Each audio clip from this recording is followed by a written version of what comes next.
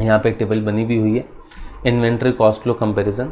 तो इन्वेंट्री का कॉस्ट कैसे फ्लो होगा बुक्स में, तो उसका कंपैरिजन है फीफो का, लीफो का और weighted average cost. Specific identification तो हर एक आइटम को आइडेंटिफाई कर देता है, तो वहाँ ज़्यादा प्रॉब्लम आती नहीं है। अजम्पशंस क्या है इसका, फीफो का the item first purchase are to be sold first, क्योंकि उसको पहले बेच रहे हैं या पहले कंज्यूम कर रहे हैं मैन्युफैक्चरिंग में, तो वो COGS में पहले आएगी, है ना। तो फीफो में COGS में पहले वाली पुरानी आइटम आएगी जो पहले खरीदी है। लीफो क्या बोलता है, item last purchase are to be sold first, तो COGS में कौन सी आइटम आएगी, लास्ट वाली, लास्ट इन फर्स्ट आउट। तो पहले COGS में कौन सी जाएगी, जो लास्ट में खरीदी है, ठीक है। और weighted average cost item sold are mixture of purchases, इसमें वेटेड एवरेज प्राइस निकाल लेते हैं दोनों का। तो इससे जो भी आइटम, जैसे कॉस्ट ऑफ गुड देखो यहाँ लिखा भी है, cost of good sold consist of first purchase, last purchase और average cost of all item. Weighted average cost को जब आप यूज़ करोगे तो लीफो फीफो के एवरेज वैल्यू पे वो चलेगा, ठीक है, लीफो फीफो के एवरेज वैल्यू पे। अभी देखेंगे और अच्छे समझ में आ जाएगा। एंडिंग इन्वेंट्री, एंडिंग इन्वेंट्री में क्या आ जाएगा, मोस्ट रिसेंट परचेजेस, यहाँ पे एंडिंग इन्वेंट्री में क्या आएगा, अर्लीस्ट परचेजेस, और यहाँ पे एंडिंग इन्वेंट्री में क्या आएगा, average cost of all the items. Now this calls for example, let's create an example here. एक एग्जाम्पल हम सॉल्व करते हैं, उससे और अच्छे से समझ में आएगा लीफो फीफो के कंसेप्ट को। सपोज मैं एक महीने का एग्जाम्पल लेता हूँ, मंथ ऑफ मे, एक मंथली फिगर हम बनाते हैं। सपोज 2 मई को मैं यहाँ पे आइटम लिख देता हूँ, 2 मई, इसको थोड़ा अच्छे से लिखते हैं। यहाँ पे डेट लिखते हैं, यहाँ पे एक्शन लिखते हैं, और यहाँ पे क्वांटिटी लिखते हैं, और यहाँ पे प्राइस लिखते हैं, ठीक है। तो डेट लेते हैं 2 मई, एक्शन क्या किया, बाय किया, क्या बाय, कितनी क्वांटिटी बाय की, 10 क्वांटिटी बाय की, प्राइस क्या है, प्राइस 500 रुपये है, ठीक है। फिर आया 10 मई, 10th मई को आपने फिर बाय किया, क्या बाय किया, 15 क्वांटिटी बाय की, और प्राइस क्या रखा, प्राइस 550 रखा। फिर क्या आया, फिर आया 13th मई को आपने क्या किया, सेल किया, क्या सेल किया आपने, 8 क्वांटिटी सेल की, किस प्राइस पे सेल की, 700 रुपये के प्राइस पे सेल की। फिर आया 17th मई को फिर आपने बाय किया, क्या बाय किया, 12 क्वांटिटी बाय की, किस प्राइस पे बाय की, 450 रुपये के प्राइस पे बाय की। 450 नहीं लिखेंगे, गड़बड़ हो जाएगी, 575 लिख लेते हैं, 575। फिर आपने क्या किया, 21 मई आया, 21 मई को आपने फिर सेल किया, क्या सेल किया, 5 क्वांटिटी सेल की, किस प्राइस पे सेल की, आपने 800 के प्राइस पे सेल की। फिर क्या आया, 25 मई आया, आपने फिर बाय किया, कितनी क्वांटिटी बाय की, आपने 20 क्वांटिटी बाय की, किस प्राइस पे बाय की, 600 रुपये के प्राइस पे बाय की। फिर 28 मई आया और आपने क्या किया, आपने सेल की, कितनी क्वांटिटी सेल की, 6 क्वांटिटी सेल की, और किस प्राइस पे सेल की, आपने फिर 800 रुपये के प्राइस पे सेल की, ठीक है। अब मैंने बाय सेल दोनों किया, ठीक। अब मुझे सबसे पहले COGS निकालना है, फिर मुझे एंडिंग इन्वेंट्री निकालनी है। कैसे निकालेंगे, ठीक। If I to follow FIFO, अगर मुझे फीफो फॉलो करना है, फर्स्ट इन फर्स्ट आउट, ठीक है। अगर मुझे फीफो फॉलो करना है, फर्स्ट इन फर्स्ट आउट, तो देखो 13th मई को मैंने सेल की कितनी क्वांटिटी, 8 क्वांटिटी। तो जब ये मैंने 8 क्वांटिटी सेल की 13th मई को, तो ध्यान से सुनना, मैं अपनी सेल्स में क्या लिखूँगा, मैं अपनी सेल्स में लिखूँगा 8 × 700, मतलब मेरी सेल्स कितनी हो जाएगी, 5600 की। Is this clear. अब मेरा COGS क्या हो जाएगा, मेरा COGS cost of good sold, ठीक है। 8 क्वांटिटी बेची। अब जो मैंने 8 क्वांटिटी बेची, यहाँ मैंने 10 क्वांटिटी खरीदी थी, यहाँ मैंने 15 क्वांटिटी खरीदी थी। तो 8 क्वांटिटी, कौन सी वाली 8 क्वांटिटी मैं COGS में इंक्लूड करूँगा, वो जो मैंने 2 मई को ली थी या वो जो मैंने 10 मई को ली थी, which will be included in the COGS। The quantity which I purchase on 2nd of May और the quantity which I purchase on 10th of May? 2nd of May. तो 2nd ऑफ मे को मैंने कितनी quantity ली थी? 2nd of May. 2nd of May को मैंने 10 quantity ली थी, किस प्राइस पे? 500 रुपये पे। तो यहाँ पे लिखूँगा मैं 10 क्वांटिटी, सॉरी 10 नहीं 8 ही लेनी है ना मुझे, तो यहाँ पे मैं लिखूँगा 8 क्वांटिटी, किस प्राइस पे? 500 रुपये के प्राइस पे। तो ये 4000 मेरा COGS हो गया, राइट? ठीक है। फिर क्या हुआ? ये मेरा COGS हो गया। ये तो सेल हो गई मेरी किस तारीख की? 13th ऑफ मे की। 13th ऑफ मे के बाद मैं आता हूँ 17th ऑफ मे पे। आई सोल्ड, नहीं 17 को तो मैंने बाय किया, sorry 21st of May. 21st of May को मैंने फिर सेल किया, कितनी क्वांटिटी? 5 क्वांटिटी। तो सेल्स मेरी कितनी हुई? सेल्स मेरी हुई 5 इंटू किस प्राइस पे सेल किया मैंने? 800 के प्राइस पे सेल किया, तो ये हो गया सेल्स मेरी 4000। अब I have to report COGS as well. तो 5 क्वांटिटी मुझे रिपोर्ट करनी है। अब मैंने 21st ऑफ मे को सेल किया और मैंने 17th ऑफ मे को भी कुछ क्वांटिटी बाय की थी 12। विच quantity will be included in COGS? कौन सी क्वांटिटी इंक्लूड करूंगा? तो quantities which I purchase on 17th में और the quantities which I purchase, अच्छा ये जो 2nd मई को मैंने क्वांटिटी खरीदी थी ना, डोंट फॉरगेट कि 2nd मई को जो क्वांटिटी खरीदी थी, 10 क्वांटिटी खरीदी थी, उसमें से केवल 8 ही यहाँ यूज़ हुई हैं, 2 क्वांटिटी इसमें भी बची हैं अभी, ठीक है? 2 क्वांटिटी इसमें भी बची हैं। I am not done with all these quantities. तो 2nd मई के स्टॉक में भी, 2nd मई के रिकॉर्ड में भी 2 क्वांटिटीज़ हैं। 10th मई को भी कुछ क्वांटिटीज़ खरीदी मैंने और 17th मई को भी कुछ क्वांटिटीज़ खरीदी। तो which quantities will be included? 2nd मई, 10th मई, 17th मई, दोनों, मतलब 17th की तो नहीं आएगी, 2nd और 10th की आएगी। 2nd मई की कितनी क्वांटिटी आएंगी? 2 क्वांटिटी आएंगी। 2 क्वांटिटी किस प्राइस पे? 500 पे। और 13th मई को मैंने खरीदी थी, सॉरी 10th मई को खरीदी थी मैंने 15 क्वांटिटी, उसमें से 3 आएंगी क्योंकि मैंने 5 ही तो बेची हैं। किस प्राइस पे? 550 के प्राइस पे। तो this shall be my COGS। तो ये हो जाएगा 1000, ये हो जाएगा 1650, तो ये 2650। Did you get this? Are you getting my point? कैसे निकाला ये 2 और 3? 2 into 500, these are the quantities which I purchased on 10th of May, first in first out, and 3 into 550, these are the quantities which I purchased on 10th of May. अब ये वाली सारी quantity जो I am done with, इस सारी quantity को तो मैंने पूरा कर लिया। ये 10 तो ख़त्म हो गई। ये जो 15 थी, इसमें 15 में से 3 quantities have been accounted for and 12 quantities still are remaining. फिर मैंने सेल्स किया कब? फिर मैंने सेल किया 28th ऑफ मे को। तो this is 28th of may.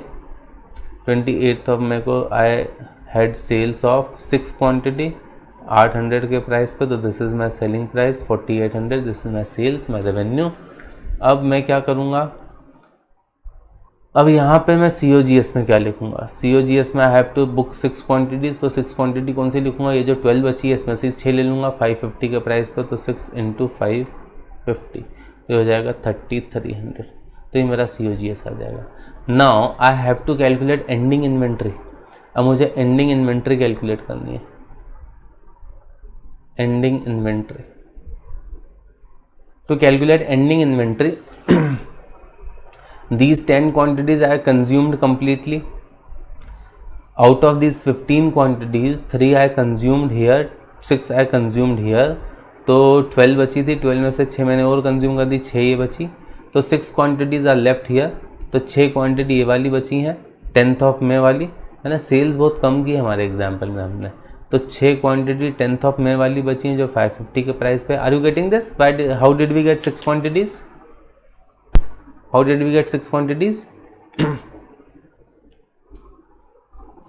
10th of May, है ना, ठीक है, 6 क्वांटिटीज़। फिर ये तो मैंने सेल किया है, इसको मत देखो। ये बाय किया 12 क्वांटिटीज़, ये बची। बाय बहुत सारा हो गया ना, सेल कुछ हुआ नहीं ज़्यादा, ठीक है। फिर ये सेल किया, इसको तुम मत देखो, अकाउंटेड फॉर। फिर यहाँ पे बाय किया 20 क्वांटिटीज़, ये हो गई इंटू 600, ठीक है, तो कैलकुलेटिंग ऑल दी ये 3300 हो जाएगा। ये 575 इंटू 12 करो, कर ही देते हैं। 575 इंटू 12 किया तो ये 6900 हो जाएगा। एंड 20 इंटू 600 किया तो ये 12,000 हो जाएगा। तो 12,000 प्लस 6900 प्लस 3300 तो आ जाएगा 22,200। तो this is my ending inventory as per FIFO. This is my COGS ये इसका ये निकला 4,000, इसका निकला 2650, इसका निकला 3300। ये तीनों मिला के मेरा COGS हो गया एंड ये मेरी एंडिंग इन्वेंट्री हो गई 22,200। Is this clear? Any doubt in this? No, sir. Great, ठीक है। नाउ ये हो गया, we are done with this. अब we move on to LIFO। If we were to solve this question using LIFO accounting, तो इसको तो रहने देते हैं ऐसा, है ना। Let me copy this question.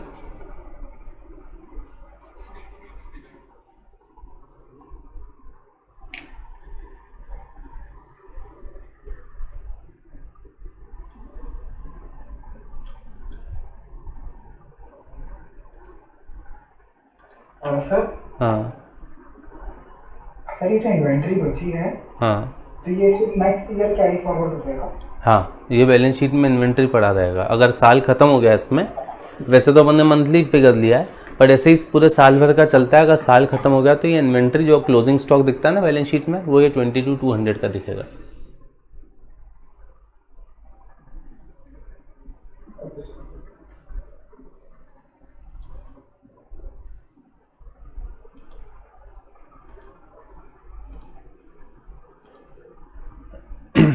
चलो, same question but now will use LIFO।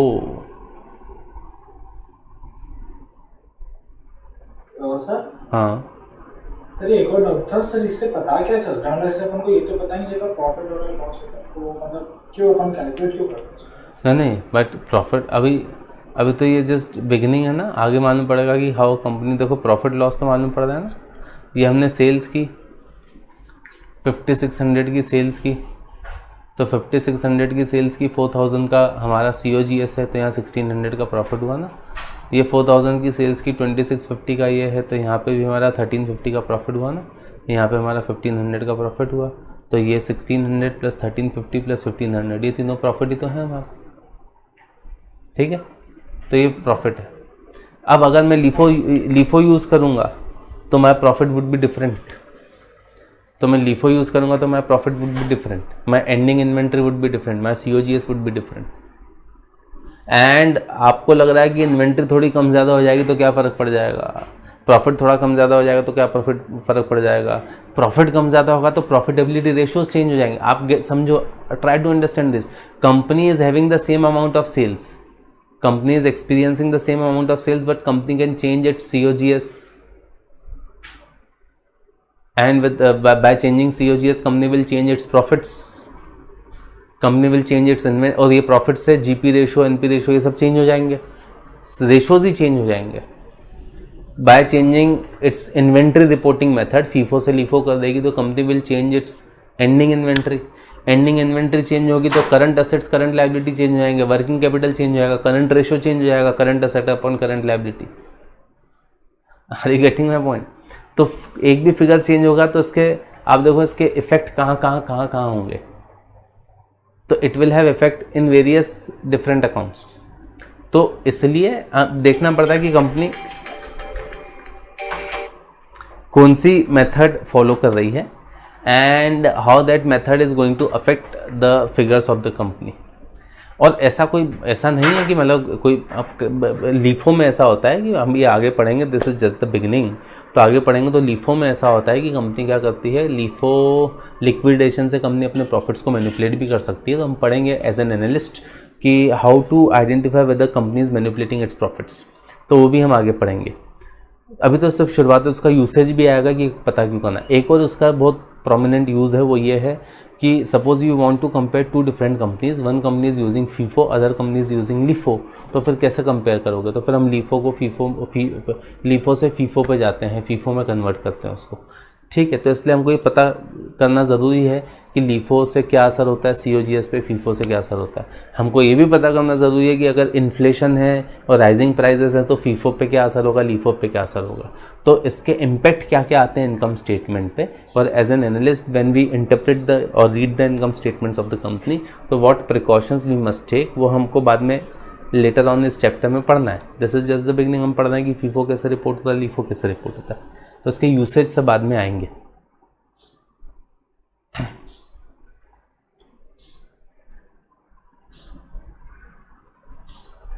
चलो स्टार्ट विथ लीफो।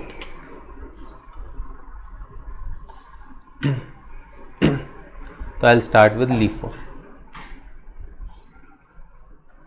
तो लीफो में I had a sales of on 13th of May। मैंने सेल्स की कितने की? मैंने सेल्स की 8 की, 8 इंटू 700, तो I had a sales of 5600। अब ये लीफो है लास्ट इन फर्स्ट आउट, तो COGS लिखूंगा यहाँ पे। तो I have two different purchases, one I made on 2nd of May, another I made of 10th of May। तो उसको इसके COGS में कौन सी परचेज आएगी, 2nd of May वाली कि 10th of May वाली?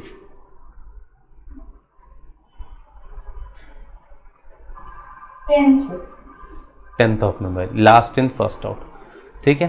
तो 10th of May वाली 8 क्वांटिटी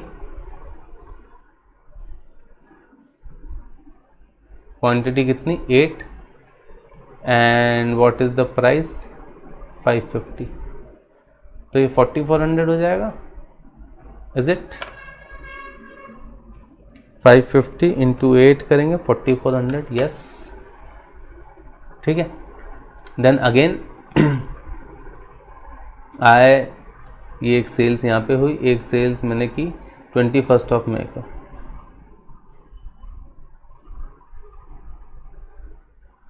21st of May को सेल की मैंने कितनी? Sales 5 quantity at a price of 800। तो my revenue is, my income is 4000। What is my COGS?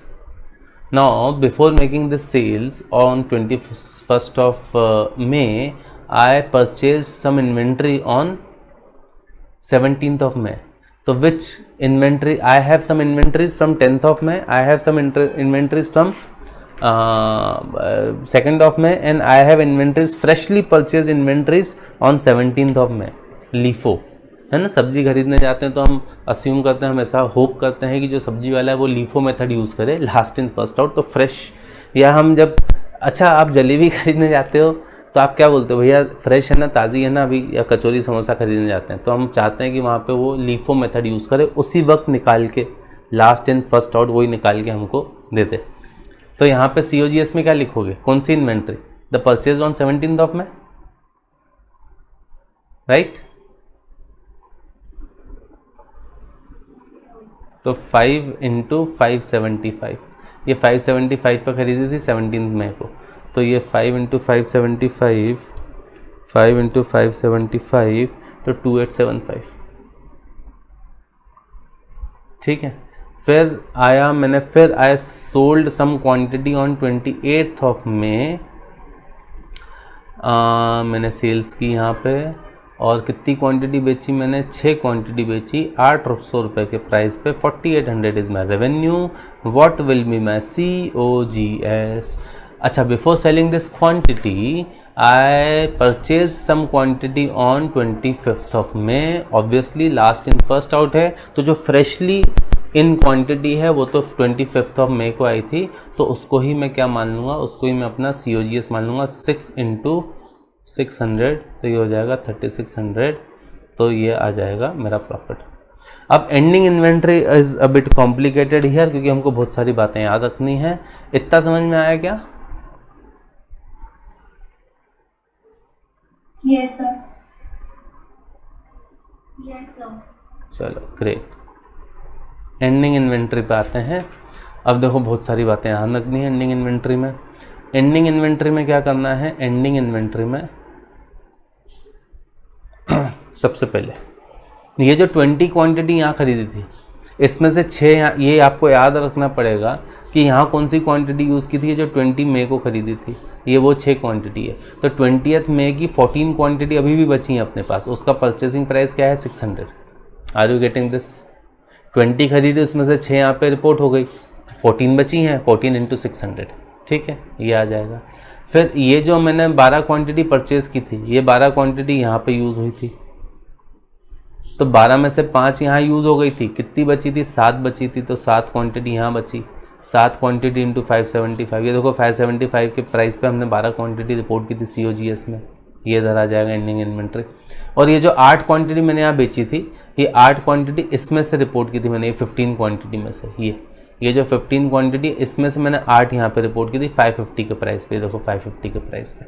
तो ये 7 ये भी बची हैं, क्योंकि 15 में से 8 गए तो 7 बचे ना, 7 ये भी बची हैं किस प्राइस पे, 550 के प्राइस पे। और ये वाली तो अभी मैंने टच ही नहीं किया है, ठीक है। Last in first out, last in first out तो जो बाद में आती गई वही मेरी सेल होती गई, जो पुरानी थी वो तो नीचे दबती चली गई, वो तो आई नहीं, उनका नंबर ही नहीं आया, ठीक है। वो इंतज़ार में बैठे अपना नंबर आएगा, अपना टाइम आएगा, पर उनका टाइम ही नहीं आया और साल ख़त्म हो गया। तो इन्वेंट्री में ये पूरी 10 की 10 आ जाएंगी ऐसे ही, किस प्राइस पे, 500 के प्राइस पे। Calculate ending inventory, 14 into 600, 14 into 600, 8400, 7 into 575, 4025, 7 into 550, 3850, 10 into 500, 5000, तो 5000 प्लस 3850 प्लस 4025 प्लस 8400, तो यह है 21275, ठीक है। This figure is different. वो फीफो से तो अच्छा COGS भी निकाल लेते हैं, टोटल प्रॉफिट भी निकाल लेते हैं, ठीक है। टोटल प्रॉफिट यहाँ कितना हो जाएगा, यहाँ तो 1200 हो जाएगा, यहाँ कितना हो जाएगा 4000 इंटू सॉरी माइनस 2875, तो आ जाएगा 111125, और यहाँ कितना आ जाएगा, यहाँ पे भी 1200 आ जाएगा, ठीक है। इन तीनों को जोड़ो तो 12 प्लस 12 प्लस 12 24 प्लस 1125, तो कितना हो गया 3525। तो total profit is 3525 and total inventory is, मैं तीनों चीज़ें तीनों लिख देता हूँ, लिखो।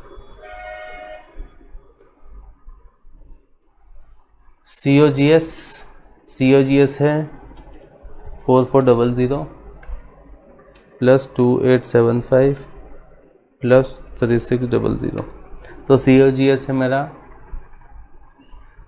10875, ठीक है। मेरी सेल्स कितनी है, ऊपर सेल्स भी लिख देता हूँ, सेल्स टोटल सेल्स लिख रहा हूँ ना, तो 5600 प्लस 4000 प्लस 4800, ये है 14,400, ये COGS है, ठीक है।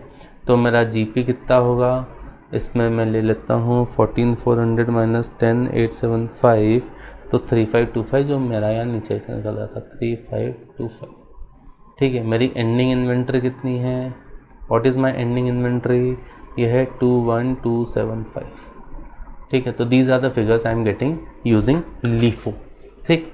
FIFO पे चलते हैं।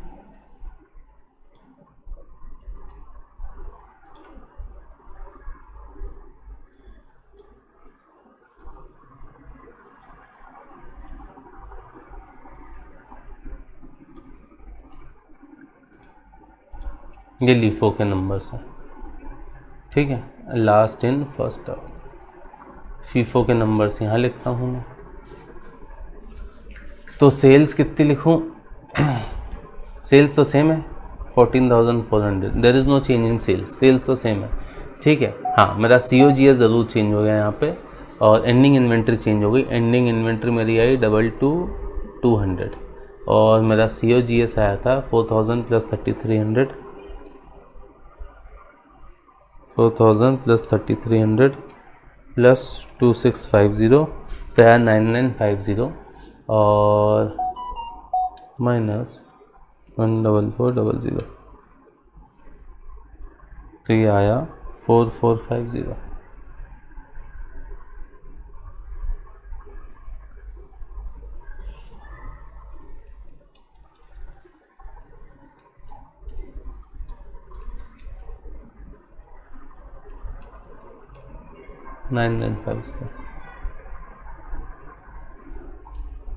ठीक है, तो my profit is different, this is my profit using LIFO, this is my profit using FIFO। ठीक है, बोलो what is the difference in profit, what is देखो प्रॉफिट में डिफरेंस क्यों आया, क्योंकि COGS में डिफरेंस आया। What is the difference in COGS, the amount 10875 minus 9950, the difference is 925, ये 925 का डिफरेंस है, इसमें भी 925 का डिफरेंस है और इसमें भी 925 का डिफरेंस है, क्योंकि यहाँ पे COGS is greater by 925, so inventory is lesser by 925। Here COGS is lesser by 925, so inventory is greater by 925। Also understand this, when COGS is greater by 925, profit is lesser by 925. When COGS is lesser by 925, profit is greater by 925. ठीक है, तो COGS अगर कम होगा किसी भी method से तो profit कम होगा और इन्वेंट्री भी ज़्यादा होगी फिर इन्वेंट्री। ठीक है, तो COGS व्हाट डिड आई से, माय बैड, COGS किसी भी मेथड से कम होगा तो प्रॉफिट ज़्यादा होगा, इन्वेंट्री भी ज़्यादा होगी। COGS अगर ज़्यादा हुआ तो प्रॉफिट भी कम होगा और इन्वेंट्री भी कम होगी। Right, clear.